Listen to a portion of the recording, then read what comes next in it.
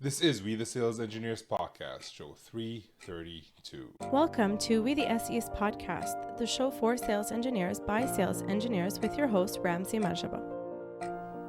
Mr. Raphael Joseph. That's right. One of a few people I know with two first names. Yeah. There's actually a long history as to why that is the case, but not the topic of this conversation. Well, it could be, but no. Do people confuse you and say, "Hey, Joseph, how you doing?" Look, I'm 45. I think I've been called everything over my life. First of all, people can barely pronounce my first name half the time, but I answer to Joseph all the time because I can't be bothered correcting people, so I go either way. All right. So why is your first name so hard, Raphael? Because Am I saying it right? No. I think in the UK where I'm based, it's not a very common name. As a kid, it was the Turtles. I don't know if you remember the Teenage Mutant Ninja Turtles. That's how it was known. But it's typically not a common name in this country. So people call me Raphael or Rafe or Raphael. Okay. I thought English people were cultured. I don't know. Yeah. They haven't watched Ninja Turtles. In this instance, I mean, that's not. I just pissed off every English friend that I have. So I'm just kidding. Anyways, who are you and what are you doing here? So what you want me to give you? I'll give you my background. Yes.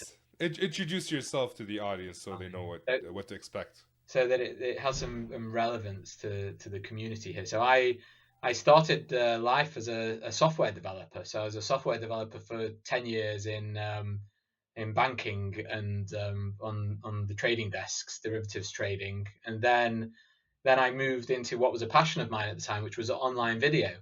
So I went into some companies there, and then started out at a company that was pretty early in its journey. I mean, they were 90 people at the time, and I was really one of the first sales engineers, and over about 8 years built a global sales engineering team. So to just over 40 people, but I had a team in the US and a team in Europe and Asia, and took in a few other teams like the RFP team, and really just built that function out over time.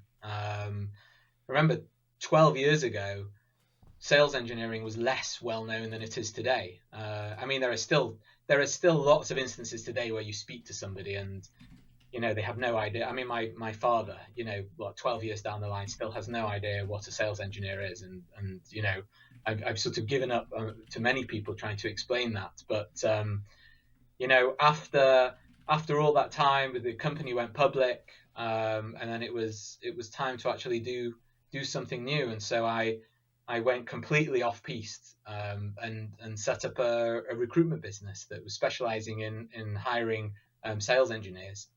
My wife has her own recruitment company, so it was an area that I knew about and that I'd helped her in. Right. Okay. All right. So let's step back, not all the way to the beginning, but to, I guess, the beginning or the middle. Let's say you were a software engineer and a bank. Is that Yeah, I understand that at an American investment bank. Okay. Generally speaking, that's not the step I think. Like, hey, this is the person that is gonna go into sales engineering. One, how did you know about sales engineering? And two, how were you able to actually break in and become an SE at a startup? It's a good question, but I would say having a software engineering background is quite common in some ways to become a sales engineer. Certainly, the team that I had, lots of the people that I hired were ex-engineers. Oh yeah. My point was, like, you're a software engineer at a bank, like not a vendor. Right? I see. So right, it's like that's the interesting part then. So I moved to work for a vendor. So I completely moved out of banking. So when I left banking was just after the financial crash of 2008, 2009, and so I went to work for a vendor. Actually, I'd never heard of sales engineering. It was not a role that I knew about. What I did know was technology, and I knew software, and I knew how to speak to developers, and so I started to move into a more commercial side of the business where the company that I was at the time, they didn't want to send their developers to go and speak with the clients all the time because it was taking them away from obviously building the product. And also, many developers are not that way inclined. They prefer not to be put in front of the customers. And so I, by default, sort of ended up being this person that was starting to explain the technology to the customer. And then I found myself as a sales engineer. I didn't know it was a sales engineer at the time. And so I sort of found myself in that position rather than seeking it out. You were an undercover SE. Yeah. Right. Okay. So it wasn't an immediate move, because that's the part. Yeah. One, a lot of software engineers at companies like banks or any other company are not even aware of that role, right? That's right. And I speak to people all the time. Doesn't even exist. Okay. And you grew a team from you to a team of 40. Right? Over what period of time did you do that? It was probably over a 6-year period, a 5 or 6 year period. Okay. During COVID, the team doubled in size. So I think around 2019, 2020, it was my team was 20 people in size. I hired so many people during COVID, and never met them. It was all remote hiring, and actually never got the chance to meet them by the time I left the business. You mean meet them in person or meet them ever? Oh, okay. So you met them virtually, just not in person. Virtually, of course. It was, that during that COVID period, the hiring just went crazy. I was working for a enterprise video platform, and you can imagine during COVID, enterprise video just went crazy, and so I spent the majority of my time hiring. Okay. So when did you start that role? 2014. So from 2014 to 2019, you hired around 20. Or 19, if you want to count yourself. So let's talk about that period of time, because things have changed from 2014 to 2019 during COVID, and now they've changed again. What was the hiring process like? I think it's a good question, because now there's a lot more process involved in sales engineering teams. You've got, for example, the introduction of pre-sales collective, who've helped bring in that process. You've had a lot of ex-sales engineers who've come out, written books, and brought process in. But at that time in 2014, there was less process involved, and also the hiring line. So who did the team report into, and what were the skills that were needed? And so I was very much sort of intuitively hiring people that I thought would be good for the job based on what I understood, because of course I'd done the job as a sales engineer, so I knew what it took and the types of people that it took, the background that they needed, the technical knowledge that they needed, and so if I were to tackle that again today, I would be much more sort of methodological about that approach to hiring. Did you run into some bad hires as you were hiring? Is that why you're saying you would change it or have more process around it? I was lucky, actually, in that I don't, as crazy as this sounds, I don't remember a bad hire. I think I might have hired people based on an incorrect understanding of their motivation, and then the role turned out not to be the right one for them. But I never actually made a bad hire. But having said that, I used to put an incredible amount of attention into hiring, far more than my counterparts on the sales teams. They seem to just go through 1 or 2 interviews and hire these people and sort of try them out. And if they didn't hit quota, then they figured out they had a bad hire. But I had quite intense conversations with people, and then I had exercises that I wanted them to go through, and mock meetings with customers that I used to do. So by the time I'd got to the end of my hiring process, I was relatively sure that they could do it. Actually, before you actually hired, how did you find your prospects to recruit? So I used to use LinkedIn. I did all the hiring myself. I had an internal recruitment team, but I really threw myself into it. I got a LinkedIn recruiter license, which now that I'm in recruitment, I know it's expensive. But I got my company to pay for it, and learned really how to. I would search a lot of the time based on competitors in the market, people that had some affinity to some degree with online video. I knew what I was looking for, so I knew the sales engineers would be dealing with enterprise clients, and enterprise clients are different types of clients and require a different type of person, and so I was very clear on what I wanted, which is key, by the way. So were you looking whenever you needed to hire, or were you just looking for down the road when you need always to hire? Looking. I was always looking. So you were basically scouting. Always. I had a list of people. Yeah. I had like a list of people that I would, if I ever had an open role, that I knew I would be reaching out to.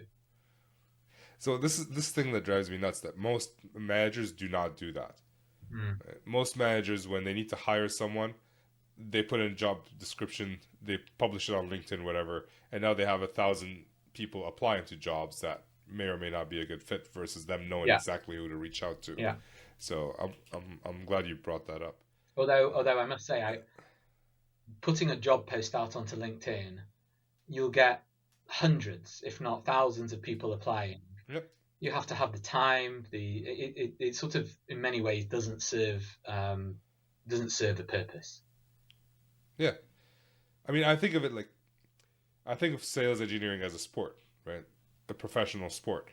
If you're trying to hire a midfielder for a football team, you don't put out a job description. You know exactly who you want to go after, either like some new talent from like the lower leagues or whatever. But for sales engineers, we put out a job description, and we hope for the best, versus going out and finding the person that we know is going to be great. So I like what you're saying there. How has that changed during COVID? Yeah. There was a shortage of people. Yeah. How did you manage that? And how did that affect the business in general? This question is very relevant to today as well. So during COVID, it was a candidate market. You know, there were not enough candidates for the number of roles that were out there, and so companies to some degree had to compromise on what they thought were their top criteria for a person. And so at that time, I knew, let's say, the top 5 things that I wanted in an SE, but I was willing to compromise. You know, they needed to speak this language. Maybe I would compromise on that, or they had to come from a enterprise video background. I would compromise on that. So it was the compromising and almost taking a view on a person. You know, doing an interview, getting to know them, realizing that they had the aptitude and the capability and the attitude that you wanted, and thinking, well, okay, am I going to spend the next 6 months searching for the perfect person, or should I hire someone who's great today and spend the next 6 months training them? And so that was the approach that I took during COVID. But the approach now has completely changed, because it's not a candidate market, it's a employer's market. And so the way that has changed is that companies are not compromising. They've got the 5 things that they're looking for, and they are not compromising on those. I mean, I had a situation the other week with a client of mine, and I put forward a candidate that I thought was a great candidate. And my client turns around to me and says, you know, we love him, he's amazing. And I was, you know, so happy. I was like, great, you know, I think so too. And then they said, but we're not going to move forward with him. And I was like, why? And they were like, well, as good as he is, we've got another 3 candidates that are even better and that match the job spec even more. And that is the difference of where we are now compared to where we were a few years ago. Yeah. I always tell my my coaching clients that a job description is a wish list. Most Right. companies will not be able to check off all those boxes. Yes. But now what you're saying is that they're closer to checking off all those Correct. boxes They're, with their candidates versus in the past. yes. Yeah. And that is a, you know, looking at a wish list. I mean, I rarely, you know, now that I'm recruiting myself for SEs, I will rarely take the job spec that my client gives me. That for me is the starting point. But I will interview my client in the same way, by the way, that I will interview a candidate. I interview my client, and we get down to exactly what it is that they need, because they will not look at things. By the way, when I was a hiring manager, I was also not great at writing job specs. You know, it was not. It's a skill set, writing a job spec, and something that I've come to really understand now. But you know, my interview with the client is as, if not as important as the interview with the candidate, because of course you need to understand what it is you're looking for before you go and actually look for that person. Yeah. And to be clear, when you say your client, you mean the hiring manager or the company, not the individual SE looking for it. The hiring manager. And I'm very specific about that. It has to be the hiring manager, not the internal recruitment team, not somebody. I need to speak to the person who my candidate will be reporting into. That's the person I need to talk to. Okay. So did your process change? Like you said, you put a little bit more process around it, so obviously it changed.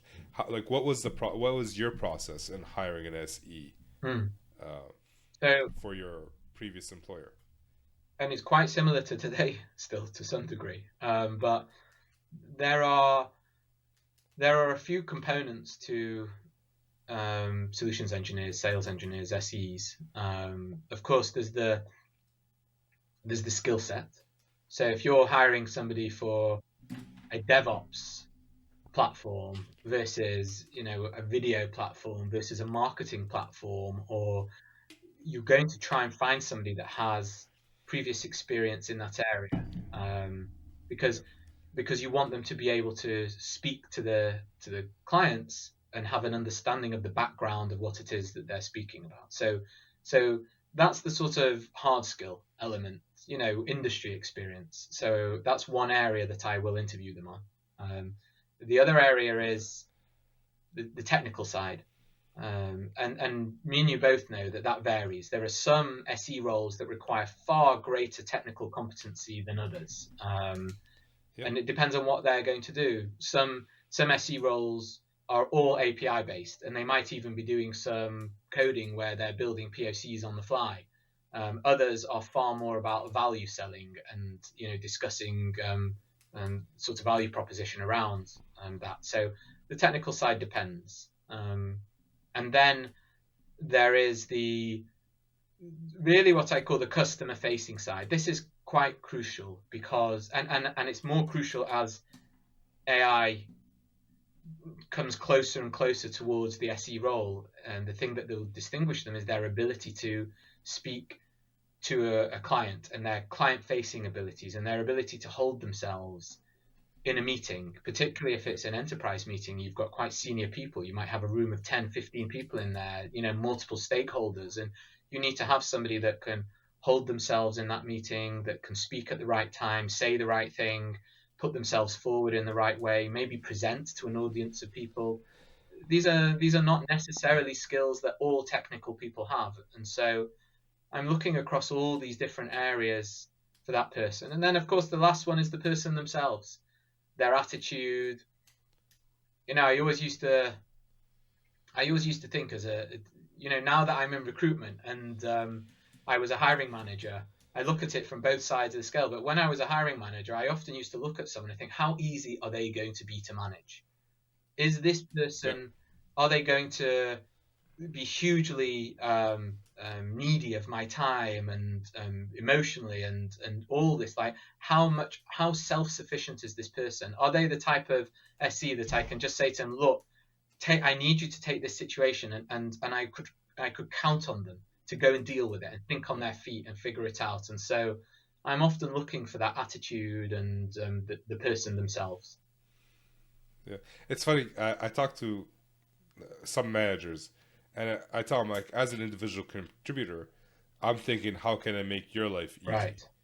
And they're like, no, it's not your job to make my life easy. I'm like, you would like me better if I made your life easy, right? Like, if I make it your life hard, you wouldn't like me as much. So yeah. But now that you're like, I'm trying to understand your decision to go from a very successful SE manager. You're leaving something well known, and you're very successful at it, probably making good enough money. You left that all behind to go start your own company. Why? The truth is, the last 2 years of my job, I was in a maintenance role. I built the team to where it needed to get to, and there was very little. I was continually tweaking, and it got boring. I was actually thinking of changing. I was offered a position at another company just before I left, and I was always thinking of wanting to do something a little bit, let's say, more exciting. But I was tweaking, and often I even ask this question when I'm interviewing people today. Are you looking for a growth role? Are you looking for a transformation role? Or are you looking for a maintenance role? And there's no right or wrong answer to that. Some people, want one, and some people want the other. But I didn't want that maintenance role, and so I then thought to myself about potentially building a platform, but then decided against that for lots of different reasons. And it was actually my wife was the one that said, look, like, why don't you set up a recruitment business and hire SEs? She knew how much difficulty I'd had hiring SEs over the years that I'd been hiring, through no fault of their own. Lots of recruiters don't really understand what an SE is, and as I said, many people don't. It's not an out of the box type of job that people can just pick it up and understand. You really, to some degree, have to have been there and done it to know what makes a good SE and what doesn't, and what to look for. And so, I decided to go down that road. Okay. I mean, you make it sound easy. Like, yeah, I just decided to go down that road. Like, did you have to overcome any emotional challenges? Like, did you second guess yourself before leaving your company? Like, I second guess myself all the time. I think maybe I often have thought this about people with engineering mindsets, that they are sort of always looking. There's so many different ways that something works that they always end up second guessing themselves, because they can think of 3 ways that something can work and 5 ways that it can't work, and that's part of an engineering mindset. But yeah, I suppose I also thought I had nothing to lose. Like, I can always go back into my profession as a solutions engineer if I wanted to, but my first year in business was pretty decent. I've got a good network of people, always have.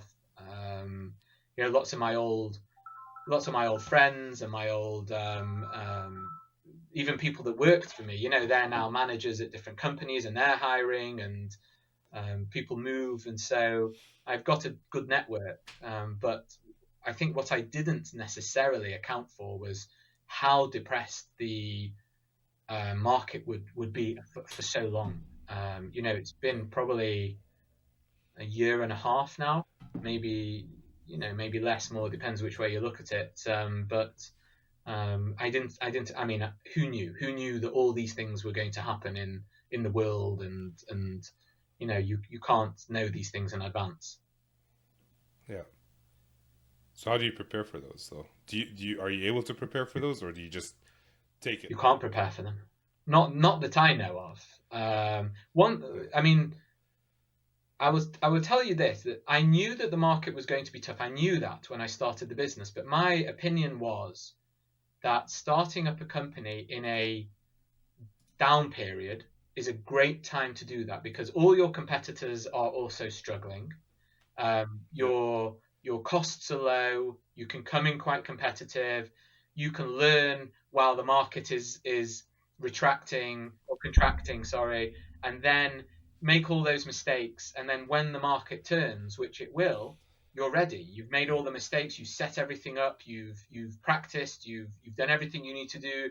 Your competitors have been firing people and finding ways of managing all of their fixed costs that I didn't have. And so my opinion, and it still remains my opinion, that this is the best time to start a company is during a recession. Well, it's like sales engineering where things are slow. That's a great time to actually learn and practice and do and mess up. 100%. Uh, Yeah. so And I've had to do yeah, things that I might not have needed to do. So if you spoke yeah, to recruiters from 2000, they said they never needed to do any business development at all.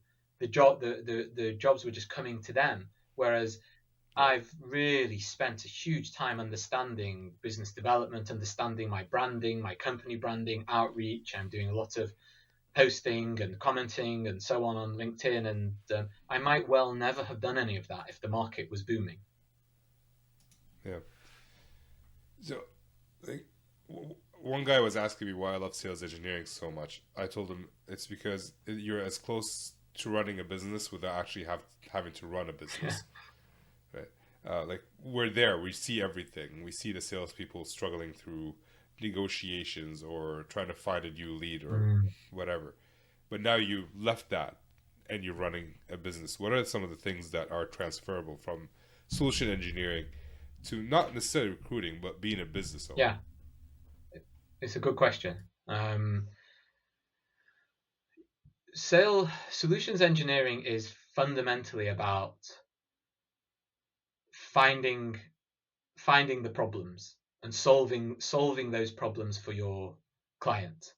You know, that's when you're doing a demo, for example, you're identifying um, the areas that you know that your client has a problem, and you're presenting those, you're demoing those, you're putting forward the value proposition, and that skill is hugely transferable into running a business. You know, you are fixing a pain point for a customer. In recruitment, there is a very particular pain point, but all companies have pain points that they need solving, and it's identifying what those are and how you can then put yourself forward as the best person to solve those problems for them. So that is a hugely transferable skill. Is there anything that helped with business development? No. So how did okay? I didn't see that one coming. How did you learn to do business development? um, I went on a course, something I paid for to go on like a marketing course, business development course, which was so worth the investment. And it was very much about getting myself out there. By nature I'm more introverted than extroverted, and so it goes against my natural personality type to just throw myself out there.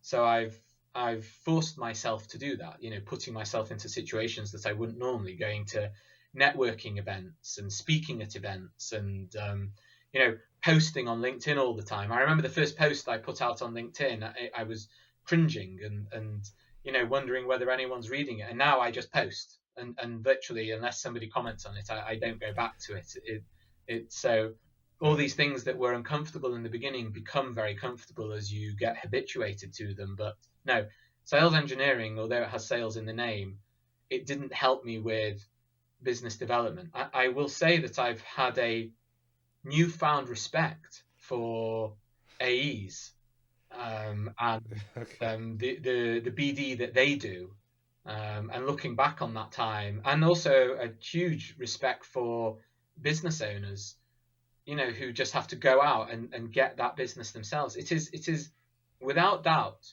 the hardest part of the job is the sales. Finding candidates getting the right candidates and placing them into roles is not difficult for me. I've been hiring solutions engineers for over a decade and have a good track record in that.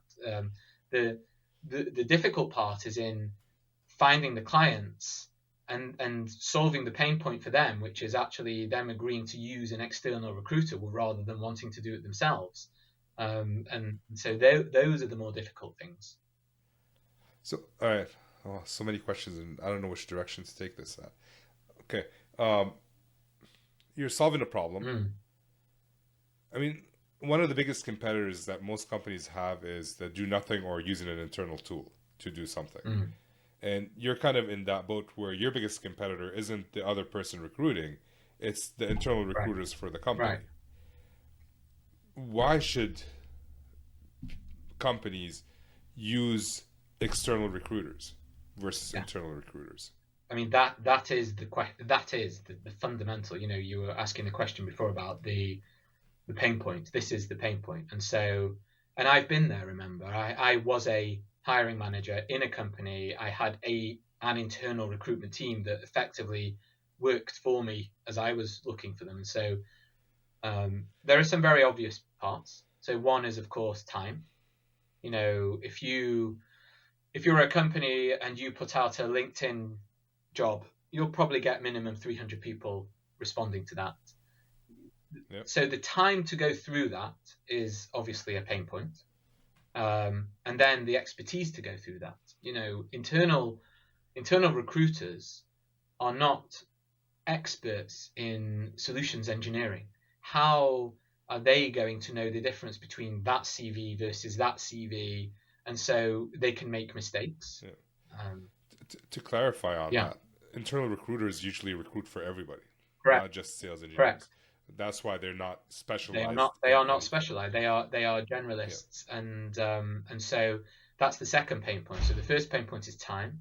Second pain point is expertise, and then I think even if those two were not a pain point, you then have the third one, which is lost opportunity in a way. In that, if it takes a company 6 months to hire a new AE or a new SE, what have they lost during that 6 months, that period that person could have been in the company? That AE could have been bringing in revenue, that SE could have been helping to close deals, and so these things are often not quantified. And the number of times I speak with clients and they say to me, "Oh, well, we've been out to market for 3 months and we've just not found anybody, and we've just got hundreds of people who've responded to us and we can't go through them all." And I think to myself, well, it makes sense to me. And so the market will come back to a point where companies are going to think, you know what, we're just not going to waste time on that 3 months. We're just going to go straight to a specialist recruiter. Okay. So what are some of the challenges for you right now finding candidates, or at least getting candidates hired, versus when you were an SE manager? When I was an SE manager, I think I had more. When I reached out to people, they were more inclined often to respond to me because I was a VP of sales engineering. And so there was an element of sort of, I don't know, we're in the same industry together, or there is a reluctance often for people to respond to recruiters. They've either had bad experiences. If a person is genuinely not looking for another position, but I'm headhunting them, so it's not that they're on the market. I'm going for them because I think that they're the best person for the job, and I'm reaching out to them. If they see me as a recruiter, they would just think, well, I'm not looking for a job. I'm just not going to respond to this person. Whereas when I was the VP of solutions engineering, they would often respond to me. So I definitely think there is that part of it. But yeah, I think also the big difference is that when you were a VP of solution engineering, you were a decision maker. Whereas right now, it's kind of you're a liaison. Yeah. Right. I put 2 or 3 candidates in front of my client for each role, and effectively let them decide out of those. Yeah, like if you were as a VP would reach out to me, it's like, all right, if I talk to him, I don't have to talk to anybody else to get the Yeah. job. Yeah. Or like I might have, if he likes me, then my chances are bigger. But if you're coming to me as a recruiter, it's like, all right, I'm gonna have to talk to Rafe, and then I'm gonna have to talk to a hiring manager, and then you're gonna have, like, they may like me, they may not. So I can see that. Now the question is, is there a way to improve it at all, or is it just the way it is? I guess that's a question for some other time to brainstorm. We're almost at the end of our time, Rafe. Was there a question you were hoping I was going to ask you, but I didn't? Or is there a topic you want to jump into right now? Yeah, I think probably to leave some value for the audience, if they haven't already got any from this, is that my experience over the last 2 years of being in recruitment and in the recruitment market is that the change of what I thought it was compared to what it is, and that is that nowadays I think finding a role is as much about being found as it is you going out and finding it. And what I mean by that is that your personal brand, and I know people hate that name, and by the way, I did. I'm not on any social media other than LinkedIn, and was reluctant to even go down that route. But now I understand the power of it, the branding, the way that you set out your LinkedIn profile. People are so obsessed with their CVs. Their CVs are almost irrelevant now. It's like nearly 1 billion people have access to your LinkedIn profile. Nobody has access to your CV unless you decide to email it to them. I mean, you tell me which one of those is more important. And people obsess over their CVs and ignore their LinkedIn profiles. Everything from having a good professional picture. And a professional picture is a picture that you would be happy to have on your business card, and your banner and your subtitles and how you write about your jobs and the SEO and the amount that you post on LinkedIn and commenting on people's posts. It's so important, and I can't stress that enough, that is something I have really come to understand. Yeah. So to piggyback off of that, finding a job is business development. Yes, it is. Right. So we have to go out there and find our opportunities. Yes. And if you think about it like a company, if there's a company that's trying to get some business and their website is crappy, people are going to say, all right, let me check their website. And they look at it and it's like, oh no, I'm not even interested. Yeah. As an individual, your website is your LinkedIn profile. Yeah. And it's like, obsessing over your CV is the equivalent of a company obsessing over a brochure that they only send out to people once they ask for it. Yeah, but a brochure is more accessible than a CV. Yeah. Right? Yeah. So it's even worse than that. It's the obsessing over their corporate slides that nobody cares about. I know somebody on LinkedIn.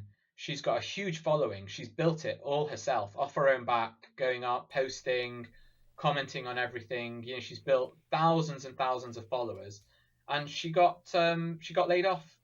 She got made redundant. She got laid off, and she posted that she'd been laid off, and literally within a few days she had 10 offers, and took one of them, and that's because she built her profile and everybody knew about her beforehand.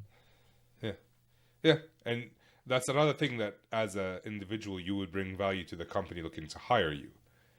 If you start marketing about them and you have that reach, correct, that's also useful. Not just in the sense like people are going to buy from you, but it makes it easier for them to recruit as well. Yes. Yeah. So multiple ways. All right, I love that. Yeah, that's a good call to action. Yeah. Fix your damn LinkedIn and start business development.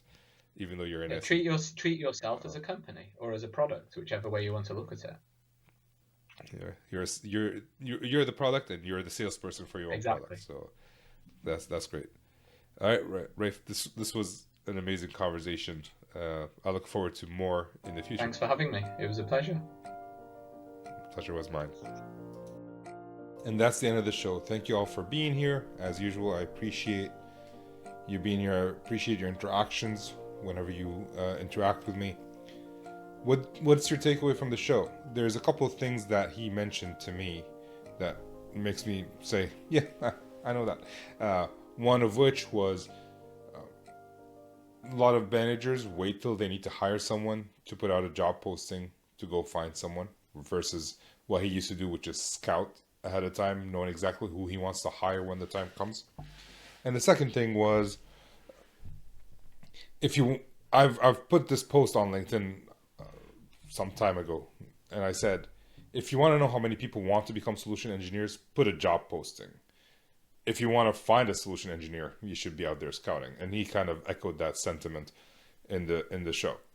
So my question to you, whether you're a hiring manager or an engineer trying to become an SE or trying to find another job as a solution engineer, if you were to go out to find your next SE or find your next job, how would you go about it differently than you're going about it today? I'd be curious to know. Are you going about it perfectly right now that you don't have to change anything? Is there something you can tweak? Do you have to change the whole thing? Let me know. I'd love to hear it. So that's it for today. Thank you for being here. And with that, I am signing off.